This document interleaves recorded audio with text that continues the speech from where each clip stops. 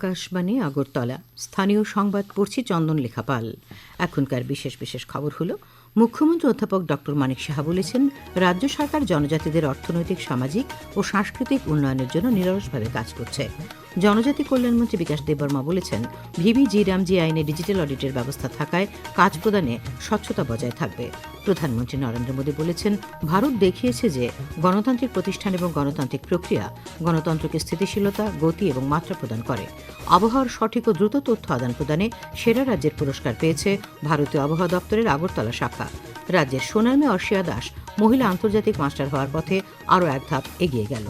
এবারে সংবাদ বিস্তারিত। মুখ্যমন্ত্রী অধ্যাপক ড মানিক সাহা বলেছেন, রাজ্য সরকার জনজাতিদের অর্থনৈতিক, সামাজিক ও সাংস্কৃতিক উন্নয়নের জন্য নিরলসভাবে কাজ করছে। আজ কুমারঘাটের দারচুইয়ে দুদিনব্যাপী রাজ্যভিত্তিক ডার্লংদের থার্লাকুট উৎসবের সমাপ্তি অনুষ্ঠানে বক্তব্য রাখতে গিয়ে কথা বলেন। তিনি বলেন, রাজ্য সরকারের বাজেটে জনজাতিদের উন্নয়নে বিভিন্ন প্রকল্পের ঘোষণা করা হয়েছে। নাবার্ডের বরাদ্দ অর্থে জনজাতি অধ্যুষিত দূরবর্তী এলাকার রাস্তাঘাট সহ পরিকাঠামো উন্নয়নে কাজ করছে সরকার। এর মাধ্যমে জনজাতিদের আর্থসামাজিক মানোন্নয়ন হচ্ছে।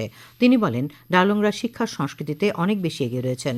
ডার্লং জনগোষ্ঠীর ফসল কাটার উৎসব থার্লাকুট চলতি বছরের মূল ভাবনা, সময়ের পালক। ডার্লং হামাম ইনজম বা ডিএইচআই এর উদ্যোগে তথ্য সংস্কৃতি এবং জনজাতি কল্যাণ দপ্তর এবং উত্তর পূর্বাঞ্চল পরিষদের সহযোগিতায় রাজ্যভিত্তিক এই উৎসবের আয়োজন। মুখ্যমন্ত্রী বলেন, শীতের ফসল ঘরে তোলার উৎসব থার্লাকুটের মধ্য দিয়ে সংহতি ও সম্প্রীতির সুর বেজে ওঠে। সামনের দিকে এগিয়ে যেত পূর্বপুরুষদের সংস্কার সংস্কৃতির প্রতিও সম্মান জানানো হয়। অনুষ্ঠানে বক্তব্য রাখেন আয়োজক সংগঠনের সভাপতি তিনখুমা ডার্লং, সাংগঠনিক কমিটির আহ্বায়ক এইচ ডার্লং প্রমুখ। উপস্থিত ছিলেন যুব বিষয়ক ও ক্রীড়া দপ্তরের মন্ত্রী টেঙ্কু রায়, বিধায়ক ভগবান চন্দ্র দাস, ঊনকোটি জেলা পরিষদের সভাধিপতি অমলেন্দু দাস প্রমুখ। উৎসব উপলক্ষে ডার্লং জনগোষ্ঠীর কৃষ্টি, সংস্কৃতি এবং ঐতিহ্য নিয়ে প্রদর্শনী মণ্ডপ খোলা হয়েছে। থার্লাকুট উৎসবের ডার্লং সম্প্রদায়ের প্রথা মেনে মুখ্যমন্ত্রীকে নিয়ে পালকি করে অনুষ্ঠানস্থল পরিক্রমা করানো হয়।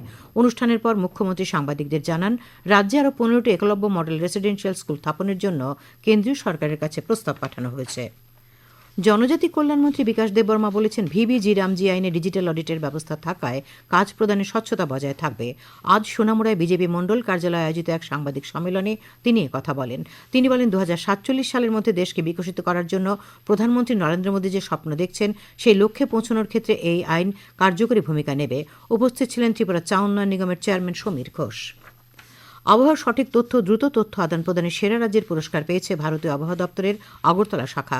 আজ নতুন দিল্লিতে ভারতীয় আবহাওয়া দপ্তরের 151তম প্রতিষ্ঠা দিবস উদযাপন উপলক্ষে এক অনুষ্ঠানে কেন্দ্রীয় ভূবিজ্ঞান মন্ত্রী ড জিতেন্দ্র সিং এই পুরস্কার প্রদান করেন। আগরতলার আবহাওয়া দপ্তরের অধিকর্তা ড পার্থ রায় আজ এই সংবাদ জানিয়ে বলেন, আগরতলা শাখা অফিসের উদ্যোগেও আবহাওয়া দপ্তরের 151তম প্রতিষ্ঠা দিবস উদযাপন করা হয়েছে। এ উপলক্ষে আবহাওয়া অফিসের সংশ্লিষ্ট বিভিন্ন দপ্তরের কর্মকর্তাদের নিয়ে মত বিনিময় সভা হয়। তিনি বলেন, আবহাওয়ার পূর্বাভাস সংকলনে আগরতলা আবহাওয়া দপ্তর গুরুত্বপূর্ণ ভূমিকা পালন করেছে। আগরতলা আবহাওয়া দপ্তরের অধীনে 30টি স্বয়ংক্রিয় আবহাওয়া স্টেশন, 12টি স্বয়ংক্রিয় বৃষ্টি পরিমাপ স্টেশন এবং 34টি ম্যানুয়াল বৃষ্টি পরিমাপ স্টেশন রয়েছে। আগরতলা একটি ওয়েদার ডপলার রাডার রয়েছে। আগামী বর্ষা মৌসুমের আগে বিলোনিয়ায় আরও একটি ধরনের ডপলার রাডার স্টেশন করার পরিকল্পনা নেওয়া হয়েছে বলে তিনি জানান। শিল্প বাণিজ্য মন্ত্রী শান্তনু চাকমা আজ ধর্মনগরে বিজেপি কার্যালয়ে অটল ভবনে এক সাংবাদিক সম্মেলনে বলেন, ভিবি রামজি আইনের ফলে শ্রমজীবীদের আর্থিক নিরাপত্তা বৃদ্ধি পাবে এবং পরিযায়ী শ্রমিক হওয়ার প্রবণতা কমবে। নারী শ্রমিকরা সমান মজুরি পাবেন। কর্মস্থলে পানীয় জল, বিশ্রাম, নিরাপত্তা ও চিকিৎসা সহায়তার ব্যবস্থা করা হবে।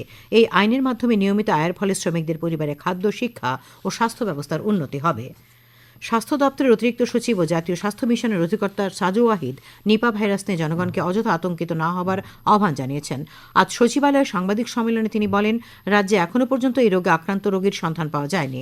তবে যেহেতু পশ্চিমবঙ্গ এবং বাংলাদেশে এই সংক্রমণের প্রভাব রয়েছে, তার জন্য নিপা ভাইরাস মোকাবেলায় যাবতীয় প্রস্তুতি নিয়ে রেখেছে স্বাস্থ্য দপ্তর। তাছাড়া স্বাস্থ্য দপ্তরের পর্যালোচনা বৈঠকে প্রত্যেক জেলার চিফ মেডিকেল অফিসারকে এই ভাইরাস মোকাবেলায় যাবতীয় প্রস্তুতি নিয়ে রাখার নির্দেশ দেওয়া হয়েছে।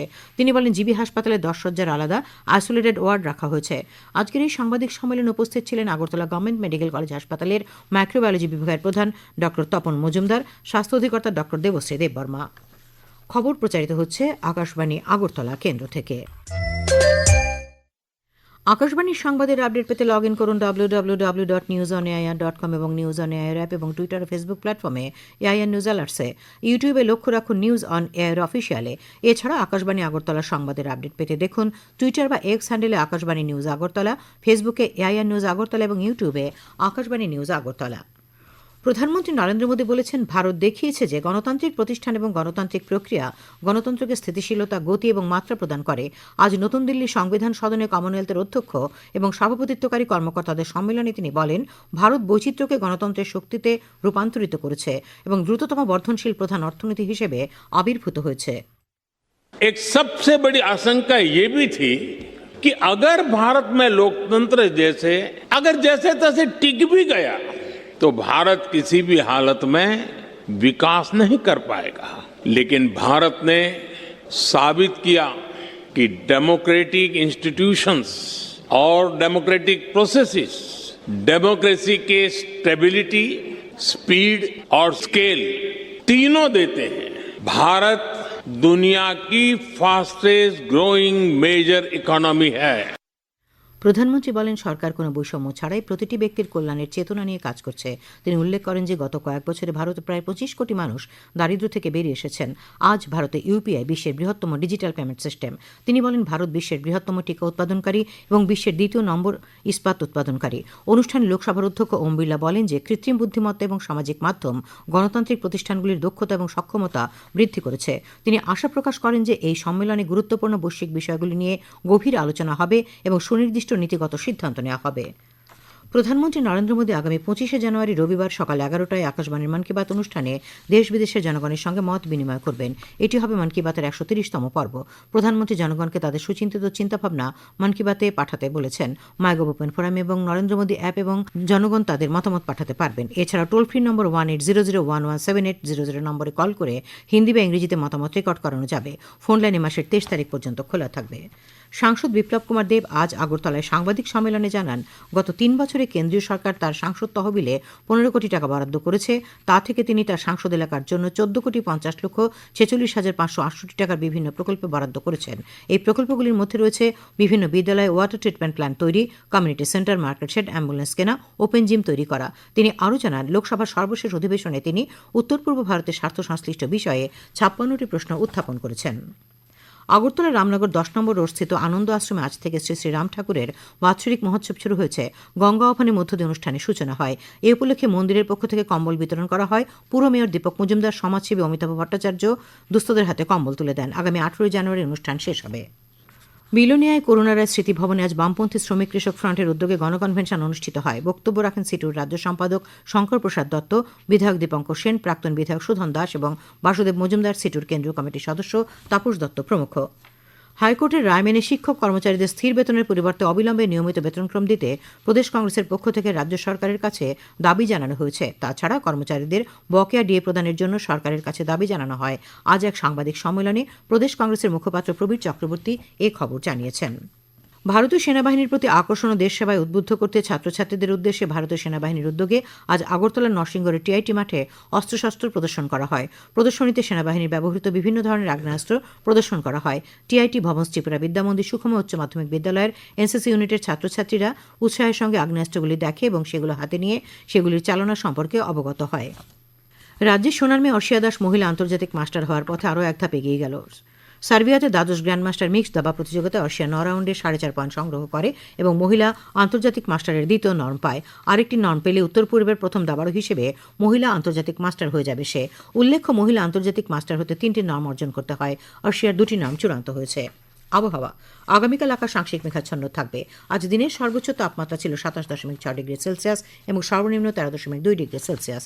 আগামীকাল সর্বোচ্চ তাপমাত্রা 26 ডিগ্রি সেলসিয়াস এবং সর্বনিম্ন 14 ডিগ্রি সেলসিয়াসের কাছাকাছি থাকবে। শেষ করার আগে খবরের বিশেষ বিশেষ অংশগুলি আর একবার। মুখ্যমন্ত্রী অধ্যাপক ডক্টর মানিক সাহা বলেছেন, রাজ্য সরকার জনজাতিদের অর্থনৈতিক, সামাজিক এবং সাংস্কৃতিক উন্নয়নের জন্য নিরলসভাবে কাজ করছে।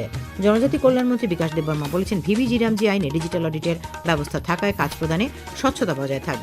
প্রধানমন্ত্রী নরেন্দ্র মোদী বলেছেন, ভারত দেখিয়েছে যে গণতান্ত্রিক প্রতিষ্ঠান এবং গণতান্ত্রিক প্রক্রিয়া গণতন্ত্রকে স্থিতিশীলতা, গতি এবং মাত্রা প্রদান করে। আবহাওয়ার সঠিক ও দ্রুত তথ্য আদান প্রদানের সেরা রাজ্যের পুরস্কার পেয়েছে ভারতীয় আবহাওয়া দপ্তরের আগরতলা শাখা। রাজ্যে সোনার মেয়ে অর্ষিয়া দাস মহিলা আন্তর্জাতিক মাস্টার হওয়ার পথে আরও এক ধাপ এগিয়ে গেল। স্থানীয় সংবাদ আজ এখানেই শেষ হলো। পরবর্তী বাংলা স্থানীয় সংবাদ শোনা যাবে আগামীকাল সকাল 7:35 মিনিটে।